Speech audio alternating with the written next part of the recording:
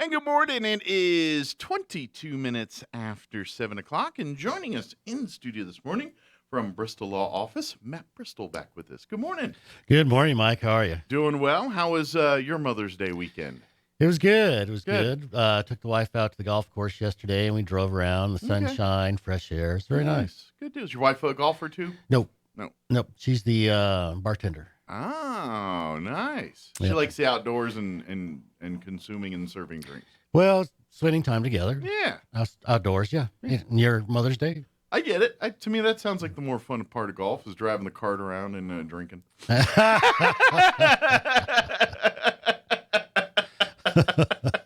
be honest. Well, you're invited. Right on. Well, good deal. But you had a nice day together. It was a good day together, yes. It was. Good deal. Made her breakfast, made her dinner. Nice. Yeah. Was it a fancy breakfast or a Boy Scout camping breakfast special? It was what she ordered, so that's what I made for her. Okay. All right. Because camping cooking breakfast skills aren't the same as cooking in the kitchen breakfast camp. Well, I worked my way through part of college and law school cooking in restaurants. Ah, nice. Yep. Ooh, we're called the gourmet lawyer. I don't know about gourmet. But I do know how to cook some things anyway. Or we can call you Tasty Law. Dun, dun, dun. Oh, no. Get a shine in here. Get something like the best suck for a buck again. There you go. People remember. That's the important stuff. For folks that don't know, Matt Bristol joins us once a month and talks sound legal advice. And generally speaking, a lot of our legal advice generally leans towards the financial world when it comes to businesses or families.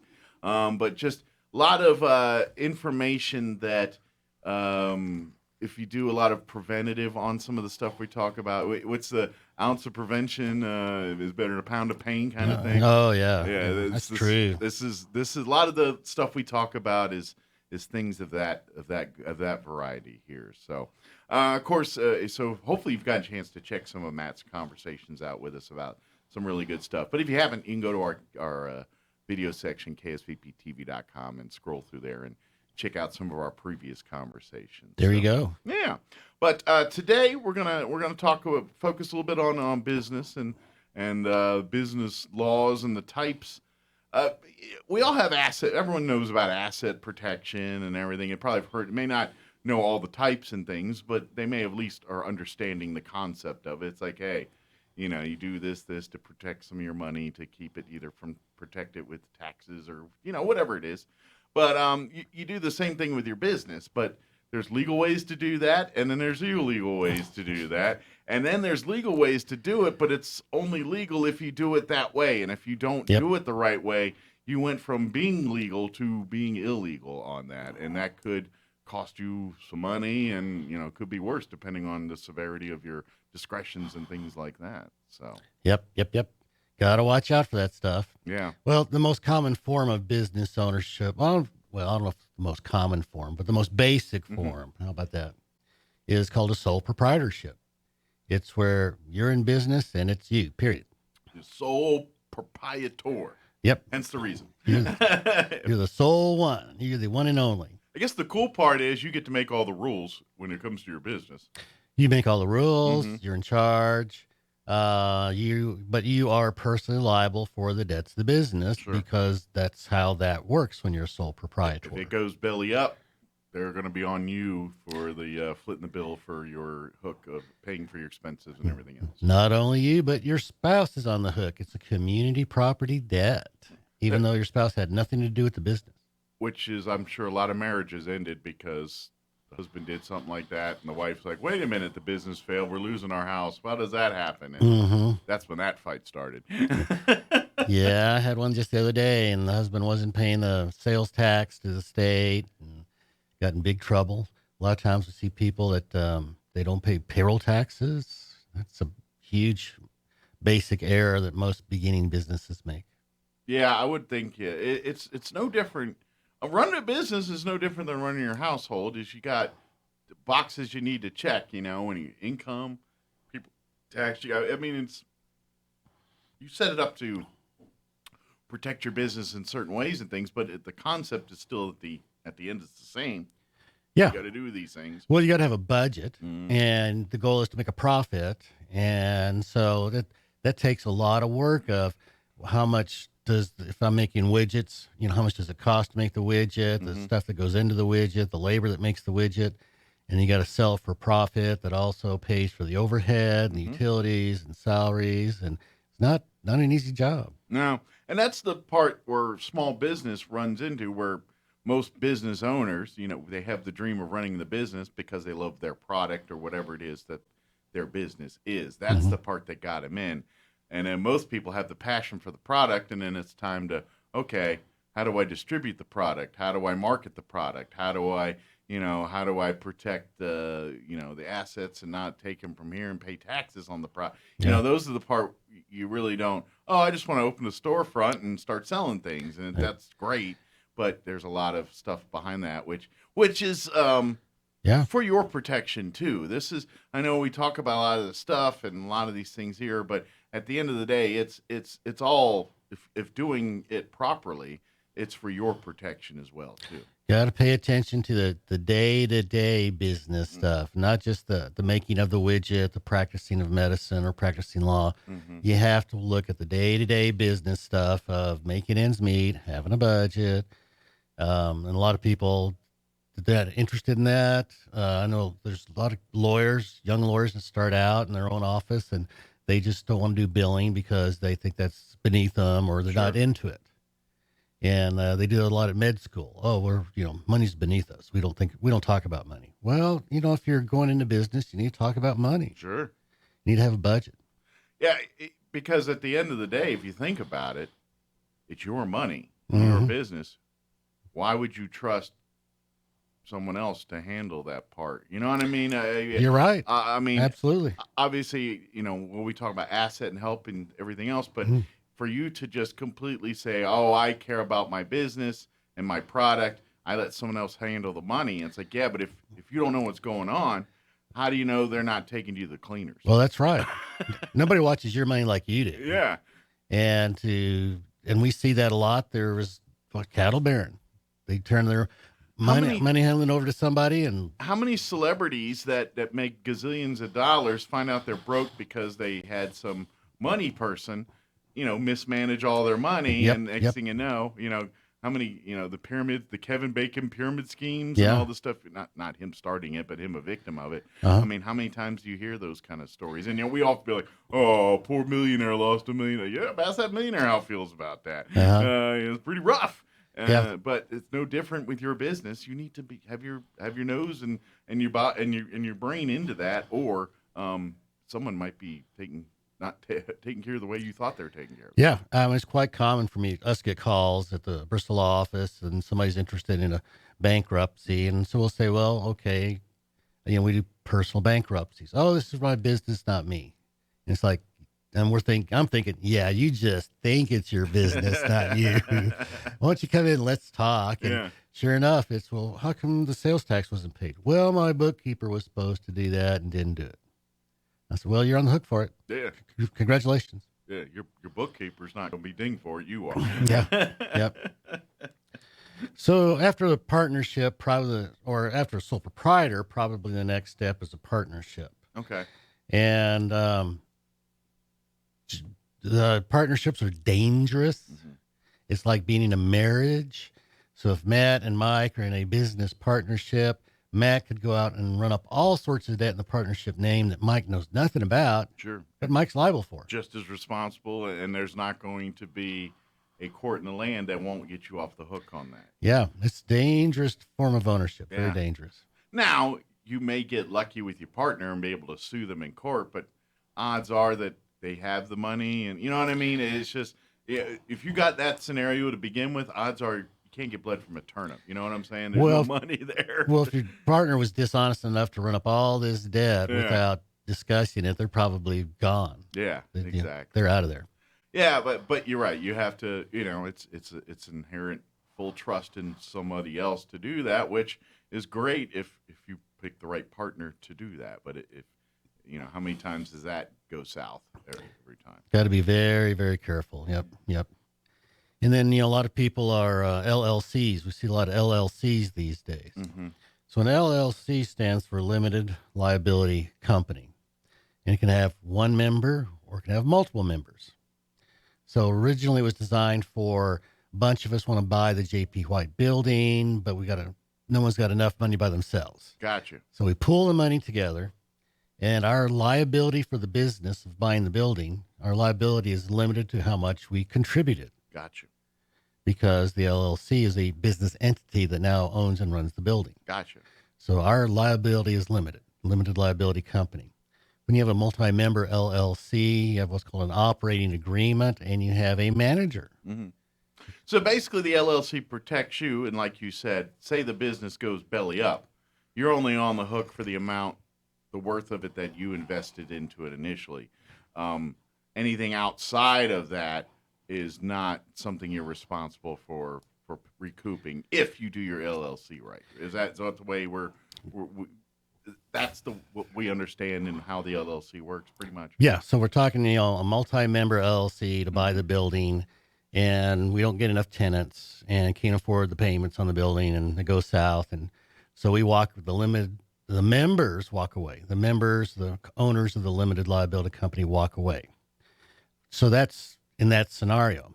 What we see also is some limited liability companies are single members. Mm-hmm. So it could be a guy in the oil field doing oil field work, welding, hauling water. It could be an office supply, a T-shirt store, whatever. And they're a single member LLC. And so those are the guys that call and say, I need a business bankruptcy. And it's not personal, it's business. And that's when I say, yeah, well, let's talk about that. Mm-hmm. Because if you want the shield from liability of an LLC, you have to walk like a duck and act like a duck. Sure. And if you don't, you're not going to be treated like a duck. An LLC comes with strings, which not necessarily aren't bad strings, but if you aren't doing what you're supposed to do, then you lose the protections of that LLC. That's right. Yeah. So you have to advertise to the world that you're an LLC. So your your invoices have to say LLC, your business cards. If you got a storefront, it has to say LLC. If you've got company trucks, it has to say LLC on the side. You have to tell the world, hey, I'm not personally liable for any of these debts. Mm-hmm. So you have to tell them up front, I'm not personally liable. So that's the first big mistake single member LLCs make. And half the time I ask them, who did your LLC for you? Oh, it was my accountant. Oh, well, they're practicing law without a license then. They didn't give you the duck speech, did they? Oh, what's the duck speech? The second big mistake we see is how people sign contracts. Okay. So if we've got the 106.5 LLC, that's our business. Mm-hmm. And so Mike Winters signs the contracts, Mike Winters. Well, guess who's liable on that contract? I would be. Mike Winters. Yeah. So we see these single member LLC guys, and the top of the contract might say 106.5 LLC, but down the signature line, they just sign their name, and they're personally liable. So their business, quote, bankruptcy, it now becomes personal because they're personally liable on those contracts, credit cards, the equipment rental, whatever. So it's so signing on behalf of the LLC is like with the power of attorney. Mm-hmm. So if you sign Mike Winters as agent for Matt Bristol, so you're signing on behalf of me. Gotcha. Got to do that with an LLC. So you'd say Mike Winters, member, Gotcha. 106.5 LLC. Otherwise, you've just, in essence, because if you don't, you've just vouched for the payment, and that means they're going to want payment from you if it defaults. You signed personally, you're liable personally, Gotcha. and you just lost that protection that the LLC is supposed to afford. Gotcha. And it's just, we see that all the time. Interesting. So, and this is something the small business owners need to know too, especially if you didn't have the duck speech that Matt was talking about earlier. If your business is, or you have an LLC and you're not in compliance with these things, this could bite you in the tail. Yep. If you come to a point where you need use the protections of that LLC, like your business is going out of business. Yeah. And you need to, if you didn't do these, and that's, unfortunately, that's the wrong time to find out you're doing these things. Too late. When you're like, oh, well, at least I have an LLC. I was smart enough to do that, and I won't lose my house or my car or anything. And you're like, oh, wait, I didn't do it right. I'm going to lose my house and my car. Yeah. Yeah. So, yeah. So we do have people occasionally come in and they say, well, I'm getting sued, or my business is getting sued. Mm-hmm. So, well, bring in the paperwork. And sure enough, it's the LLC's being sued. And I tell them, okay, well, how is the business otherwise? Well, it's just, the business went down with the oil patch. Business went down. Not making any money. And I tell them, well, you don't need to bother with this lawsuit. Walk away. It's designed to take the bullet for you. Yeah. It's like, the canine unit. I'm sorry, folks, but the dog is designed to take the bullet for the guy, protect the guy. So if your LLC gets sued, you don't care. You just walk off. Sure. It's designed to get sued instead of you. That's the asset protection part of asset protection we're talking about. Bingo. Bingo. So your personal assets are now safe. And that's why an LLC is a beautiful thing if you do it the right way, because you can, in essence, screw up. Yep. And still not lose your house or lose all the things that you need to keep your family going. So yeah. And that's why it's a great thing. So it's unfortunate that the business didn't work out, but at least it's a nice comfort to know you've got a home to come to. That's right. And you got a place to sleep in at night, and you got a place to regroup and start over again. Yep. A little hard to do that when they took your house and everything else too, and you're that guy with the kerchief on the stick eating the can of beans by the train station. I'm just saying you're that guy.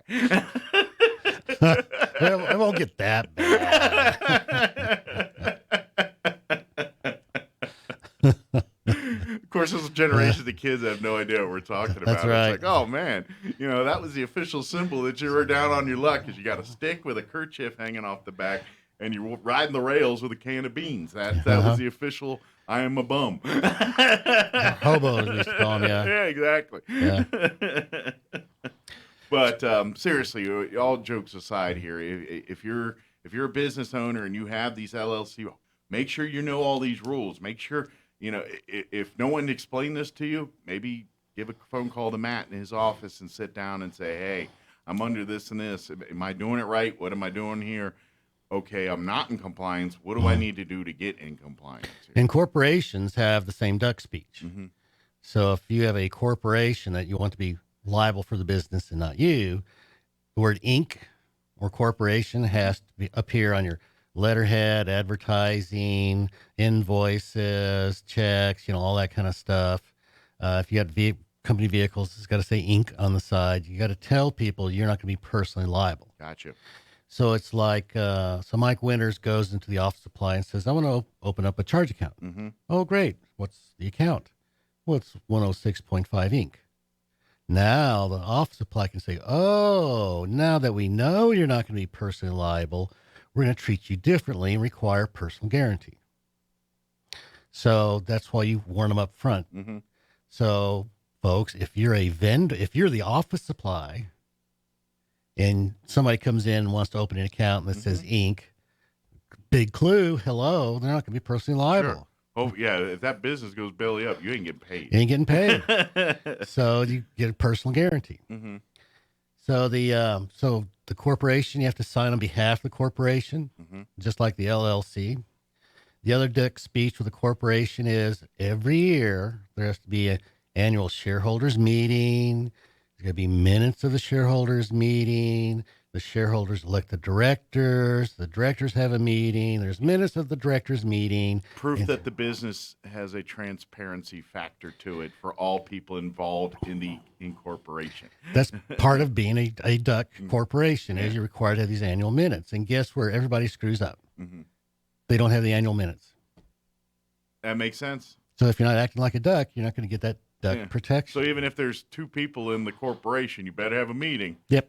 At Exactly. some point. Even if it's just you and your wife, you better have those annual minutes. Even if it's at the coffee table over breakfast, but you better annotate it and minute it and make it into a place where the public can go and access that file and see it if they want. Well, it's not public. Or the the lenders, the lawyers, the people, Well, money. yeah. So if you get sued and you say, "Oh no, I'm a corporation. I have corporate protection," the first thing they're going to ask for is, "Well, let's see the corporate minutes for the last 10 years." We don't have any. Okay, so you're not a duck. Mm, You're not acting like a duck. sure. I would say for folks that in the radio world, see, because of we have our radio stations are privately owned companies and things just like all other companies that are like this. However, we receive licensing from the federal government to broadcast on the radio. We get a license from the FCC. They own that license. They lease us the license. Wow. In exchange for that license, we are expected to do certain things, and our commitment to the community and public affairs and stuff has to be annotated and things like that. But one thing that we have to maintain, it's now online. It used to not be online because technology changed that. But every radio station that is a FCC licensed radio station has to have a public file. And in theory, any person can walk into that station and say, "I want to see your public file." And in there, you have to keep all your political stuff. So when people run for office, that's mainly the one time people care about it. But your rules on who's running ads as far as political and all that's all in there. It's not for private. So so if your business is running, so if you're running McDonald's, we don't have to keep that in our public file. But like candidates and things, and so. They have to go. But we also have to put in that public file like our quarterly report showing our involvement in the community, addressing problems in the community, Oh, and all really? that stuff. And in theory, they can walk in at any time whenever we have our 10-year license renewal. They may come and look through that. But the part that makes it a little bit more, you have to have it even up now, was the fact that it went online. Before, it was just a file cabinet in your office for years, and so people would walk in there. Yeah. Now, in the last 5 years or so, they've made it where you have to put it online Oh, wow. to look at Cool. it, which means they can sit at their ivory towers in D.C. and look it up, which means it has to be, people that weren't on top of this now got to get on top of it pretty quick, or they're going to be really in trouble here. And so the same kind of deal, like your LLCs and all that, in exchange for our licensing, there's certain strings that come with that. And you could say with an LLC, it's asset in your protection, but there are certain strings that if you don't do it their way, they're not going to protect your asset. Nonprofit corporations are that way. So a nonprofit corporation, you incorporate as a nonprofit, but then you have to apply to the IRS for the 501c3 status. And then they grant it to you at some point. But you have to apply for it. The string there for the IRS granting you a nonprofit status, the string there is your tax return just became public record. Gotcha. And in theory, you could walk into any 501c3 organization and say, "Let me see your tax return." Just like people could walk into the radio station, ask for the file. Gotcha. Interesting. Yeah. I would kind of guess too that like when they get to like campaign and political finances and all that, imagine some of that LLC and all that comes into play too on why, that's why you see on who's paying for what in campaign. I know some of that's on campaign rules and things like that, but a lot of that falls under the same rules that you probably see LLCs and all that. If you're not denoting who's this, you're not going to get the money from here.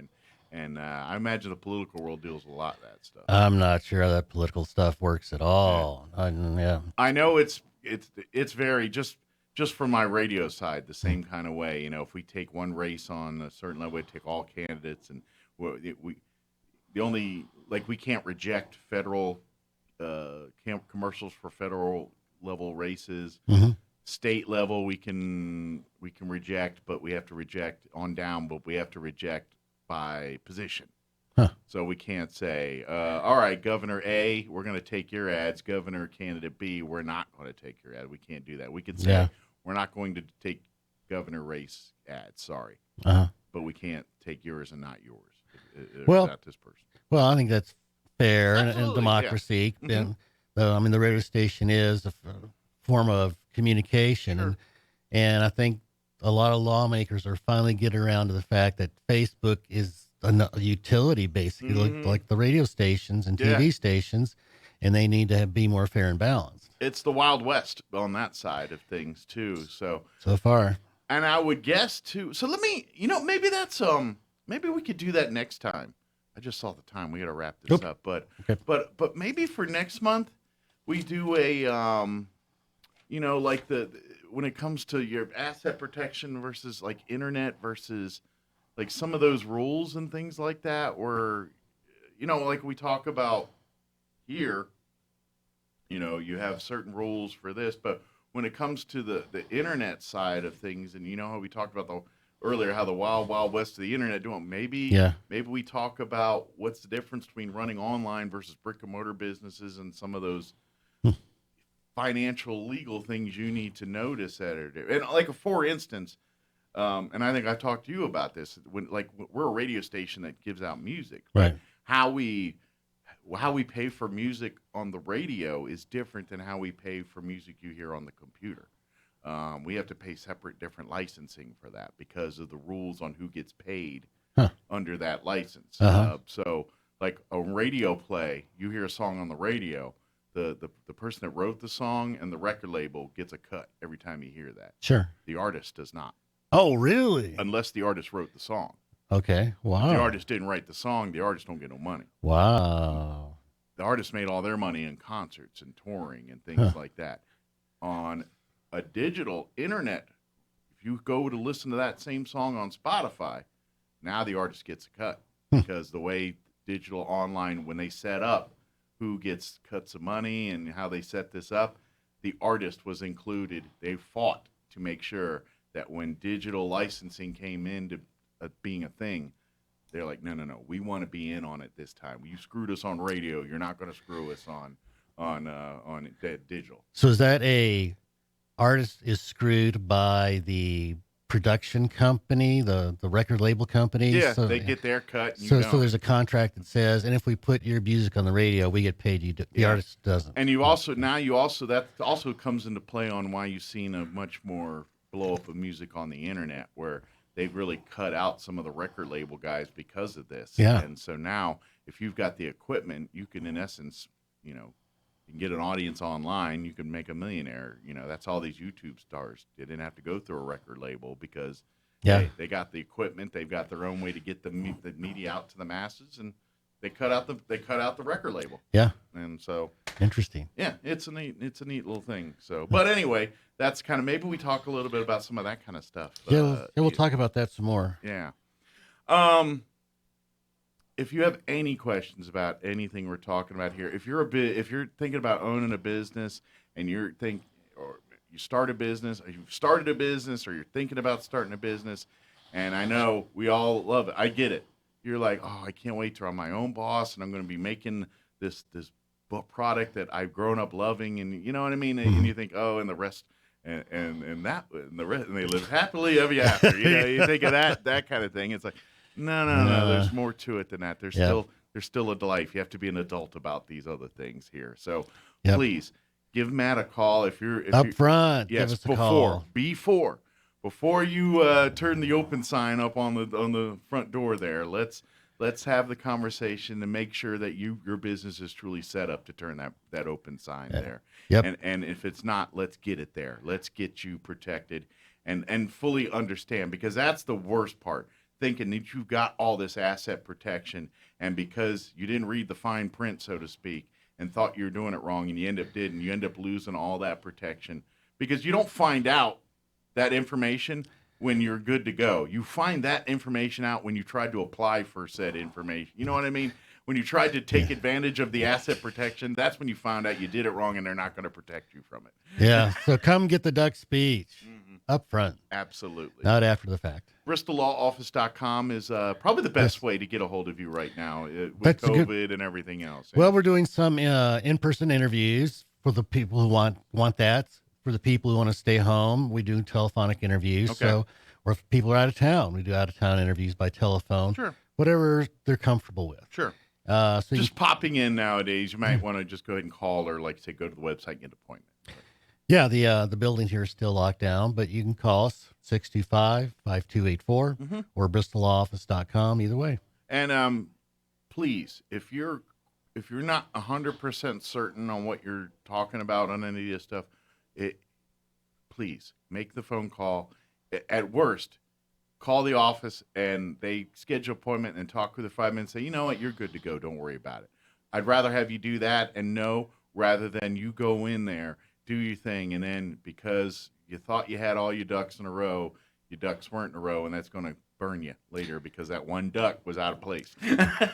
That's right. And if it ain't broke, don't fix it. Exactly. We don't mess with stuff when we don't have to. And that's where Matt's really been, and with our conversations, everything else. Yes, he's a lawyer. We make all the lawyer jokes here, but he's out to make sure that you get you're happy with whatever it is he's helping you with, whether it's family law or business law or any of these other things. He wants to make sure that you may not always be happy with the outcome. He can't guarantee outcomes. No, he's not the amazing Creston, but he can help you be the best prepared for the outcome that is the one you're looking for. Absolutely. And that's where and being prepared is 9 times out of 10 the winner in all of that. Because even if it's not the outcome you don't want, if you're prepared, you at least know what's coming and you can handle it, and you can find a way to mitigate the negative from that situation. Yeah, there's an old saying that fortune favors the prepared. Mm-hmm. So there you go. Be ready. Yeah. You always, why is that person always the one that's? It's because they prepared for it. Same thing. I always, there's always the black cloud people too. You know what I mean? Uh-huh. People that they always just seem, if there's bad luck that's going to happen to them, it'll happen to them. Yep. It's the same thing. And I would, folks, if you're one of those people, yeah, you've seen really bad lucky, but you know what? I bet the real reason is you're grossly underprepared for stuff. You're just skitty bopping through life, not kind of trying to peer around the corner first before you walk around that corner sometimes. And that's true. In certain aspects in life, that works wonderful for you. But most of the important stuff, that is not the way to go. A little preparation, a little bit of forethought will definitely save you a lot of headaches down there. Absolutely. Mm-hmm. Absolutely. You want to do a fact or fiction? We got time? We got a little time. We can get that knocked out. So one of the ancient wonders of the ancient world, 7 wonders of the ancient world, mm-hmm. was the Colossus of Rhodes. Mm-hmm. And it was so famous, they were called the Colossus people, not the Rhodes people. And that's why Paul wrote the letter to the Colossians. Okay. One of the other wonders of the ancient world was the Mausoleum at Carnesis. Mm-hmm. And even now in cemeteries, you see mausoleums. Well, why is it called a mausoleum? Yeah, I don't know. Well, there's a Greek king who decided to build that huge structure when he died, who'd be interred there. Okay. And his name was Mausos. Okay. So they just named him. He's like, man, he was so vain. He built it. We're just going to name the structure after him. Yep. That's it. Who's in there? Mausos. Oh, it's Mausoleum. Yeah. That's it. Mausos loved him some Mausos. That's why it's called a mausoleum. That's right. So the Greek word in the Olympics or other contests in Greek theory, you tried the hardest you could. Mm-hmm. And there was no second place. There's only first place. And that's how hard you tried. And you would try so hard that it was painful. And so guess what the Greek word for that contest is? As soon as you say it, I'm going to be, of course it is, but right. Agonia. Agonia, the agony of defeat. That's how hard you try. It's agony. Yeah. And no, it's not agony of defeat, not your feet. I always like the wide world of sports thing and agony of defeat. The thrill of victory, the agony of defeat. Why is there pain in his feet? That was my running joke as a kid. Agony of defeat. Well, get off your feet then. But that's interesting. I love that. That is cool. Give out your phone number real quick if anybody has any questions. Thank you, Matt Bristol, 625-5284. Very good. And BristolLawOffice.com is, you can go to the website. Either way, we'll get you in touch with his office. And please, the farther you call in advance before you do these decisions, I swear, the more stuff Matt can do. You're going to be kind of like, wow, Matt's kind of a wizard. He can do all kind of stuff to protect. he's not so wizard like if you've already done it afterwards.